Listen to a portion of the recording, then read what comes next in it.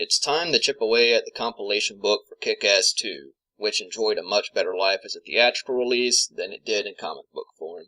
Plot summary. Picking up from the last compilation, Dave Lazowski puts his superheroing to better use as part of a team of vigilantes and volunteers. His rival, Chris Genovese, pulls his resources to take revenge on Dave and Mindy, Hit Girl, for murdering his father.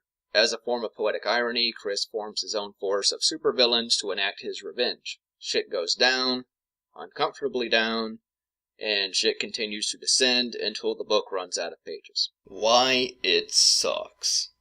Mark Millar loves to go for low blows and often substitutes shocking violence for dramatic tension.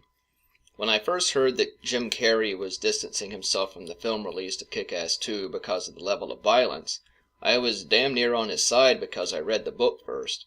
The level of violence in the film isn't even comparable to the carnage in this book, or even the first film release of Kick-Ass. The gore in the first Kick-Ass film is used effectively to shift the tone of the movie at key moments. The film's excellent pacing helps the violence feel like it has weight, and there are long shots where we see the unsettling physical damage from the fights that the heroes get in. The Kick-Ass 2 film nerfs this level of violence entirely, so I really don't know what Carrey was referring to, but the gore and death in the Kick-Ass 2 comics are poorly paced and come in increasingly poor taste as the story progresses.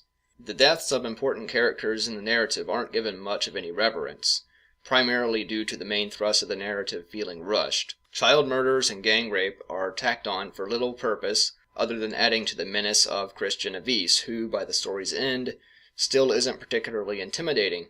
The finale of the book ends like any second installment in a trilogy should, on a dark note. Granted, the rather sickening and nihilistic tone of the entire book turned me off from ever wanting to figure out how the story ends. Considering that the film adaptations of both Kick-Ass books are improvements in the sense of pacing, tone, and general attitude, I'll have to wait to see what the film producers decide to do with the ending of the trilogy. I feel that some of the problems with pacing can be blamed on the serialization format for comic books. The authors don't have much room to work with and are obliged to move the story forward at the end of each issue, which can take away from the time characters have to reflect, and the problem is even worse when reading all the issues at once. This is a big reason why I prefer graphic novels that are released as books in and of themselves, even if they are part of a series. Final words. I am not a huge fan of Mark Millar's sensationalism, and his attempts to deconstruct comic books with Kick-Ass isn't as compelling as the movies make it. The most pivotal parts of the book aren't given ample time to settle in, and the nihilistic attitude towards sexual violence and murdering the innocent is unsettling.